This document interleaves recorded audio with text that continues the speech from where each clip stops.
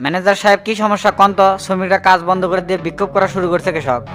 কয়েকদিন হলো শ্রমিকরা বিভিন্ন দাবি দেওয়া নিয়ে অ্যাডমিন প্যানেলের সাথে সমস্যা করতেছে। কি দাবির কথা করছে তারা?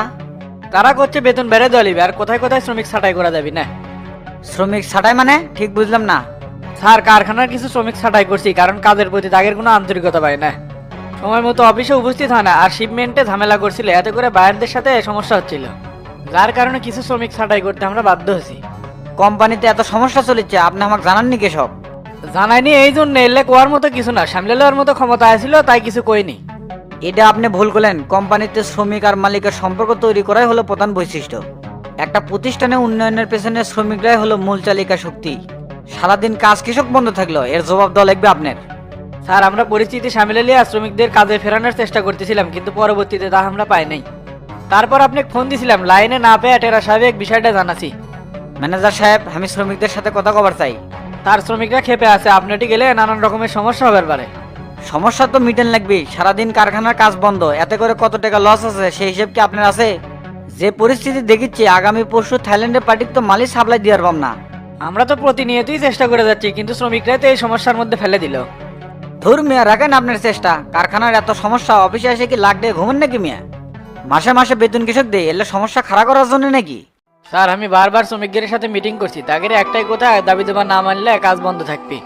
একটা প্রতিষ্ঠানের শ্রমিকরা অসন্তুষ্ট কৃষক হয় জানেন যখন শ্রমিকরা ন্যায্য মূল্য না পায়, আর যখন তাদের বিভিন্ন সুযোগ সুবিধা থেকে বঞ্চিত করা হয় তখনই।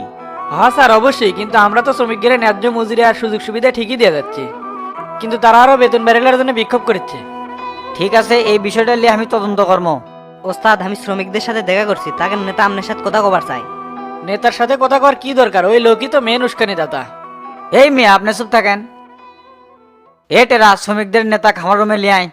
আর আপনি এখন বেড়ে যান, পরে আপনাকে আবার ডেকেছি। Okay sir. আসসালামু আলাইকুম স্যার, আমি শ্রমিক নেতা হাবিবুল্লাহ। ওয়ালাইকুম আসসালাম। তে সামনে এসে বসেন। না স্যার বসা লাগবি না, খাড়া থাকাই কথা কই। আরে ভাই, আপনাকে বসবে করছি, বসেন তো। আচ্ছা বসিচ্ছি। তা এখন কোন তো কি সমস্যা আপনাকে রে? স্যার একটা না বহু অভিযোগ আছে আমাকে। অভিযোগ যা আছে তা আমাকে জানাবেন, কিন্তু কাজ কৃষক বন্ধ থাকবি। কাজ আমরা এমনি এমনি বন্ধ করে নেই স্যার, দেওয়ালে যখন পিঠ হয়ে গেছে তখনই আমরা কাজ বন্ধ করতে বাধ্য হয়েছি। আচ্ছা, আপনাকে সমস্যাগুলো কি কি কোন তো? প্রথমত করোনাকালীন সময়ে আমরা 2 মাসের বেতন পাই নাই, প্রতিবাদ করলে আমাকে চাকরি খাওয়ার হুমকি দেয়। বর্তমান যা বেতন পাচ্ছি সেটি থেকে কোম্পানির উন্নয়ন বাবদ প্রতি মাসে 200 টাকা করে কেটে নিচ্ছে। আমাদের অনেক কর্মীকে বেতন দেওয়ার আগেই কোনো একটা সমস্যা দেখে ছাঁটাই করে দেওয়া হচ্ছে। তখন আমরা বহুত আন্দোলন করছি যে মালিকের সাথে দেখা করবো, কিন্তু ম্যানেজার কয় মালিক এখন বিদেশ আছে। ওস্তাদ আমি আগেই কইছিলাম এই শালার ম্যানেজার কিন্তু সুবিধার লয়।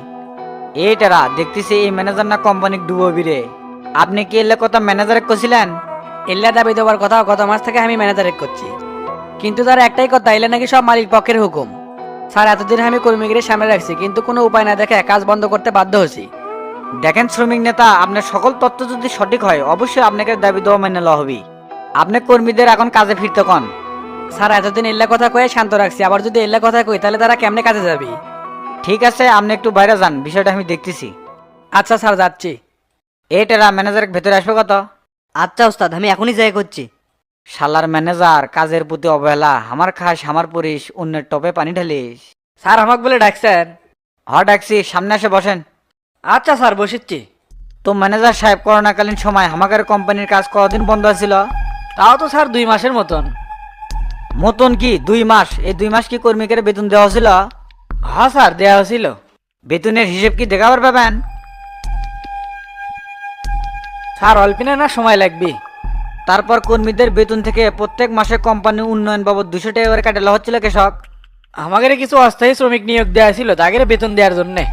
কিন্তু হিসেব তো করছে অস্থায়ী শ্রমিকদের বেতন কোম্পানির অ্যাকাউন্ট থেকে দেওয়া হচ্ছে। এরে আল্লাহ, বুদ্ধি যতই করি ধরা না পড়ে গেলাম। এ চুপ করে আছেন কে, কথা কন। স্যার সেটা তো আমি ঠিক জানি না। এই টেরা, শ্রমিক নেতাকে ডেকে পাঠাতো। আচ্ছা ওস্তাদ পাঠাচ্ছি। স্যার আমাকে বলে ডাকছেন? ডাকছি, সামনে আসে চেয়ারে বসেন। আচ্ছা স্যার। তা হাবিবুল্লাহ, করোনাকালীন সময় 2 মাসের বেতন কি দেওয়া হচ্ছিল? না স্যার আমরা অসংখ্যবার ম্যানেজার স্যারে খুঁজছি, খালি কয় দিমু দিমু কিন্তু দেয় না। ম্যানেজার, আপনি এলে নোট করেন। আচ্ছা স্যার। তা হাবিবুল্লাহ, আপনি কি কছিল এলে মালিক পক্ষের হুকুমই হচ্ছে? হ্যাঁ স্যার, কিছু কর্মী প্রতিবাদ করছিল কিন্তু তাদের বেতন না দিয়ে ছাঁটাই করে দিছে। ম্যানেজার, এই কথাটাও নোট করে রাখেন।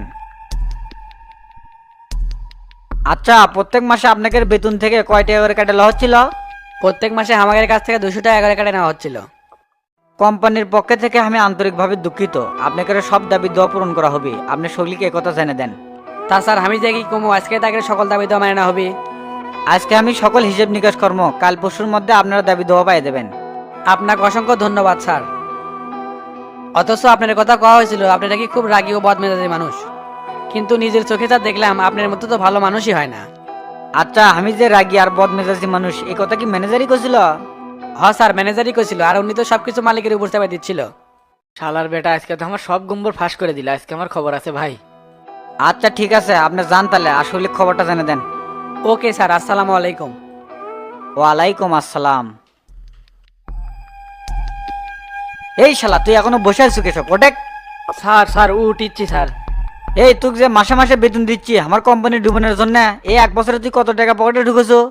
স্যার আমি তো এই শালা এত সার সার করে চোখে উত্তর দে। আমার মাথায় চুল কম, তাই আমার ধৈর্য কম।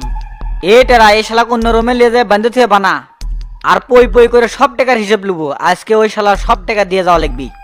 আপনি কোনো চিন্তা করেন না ওস্তাদ, থেরাপি দেওয়া শুরু করলে সব হিসেব পর পর করে বাইর করে দিবিনি।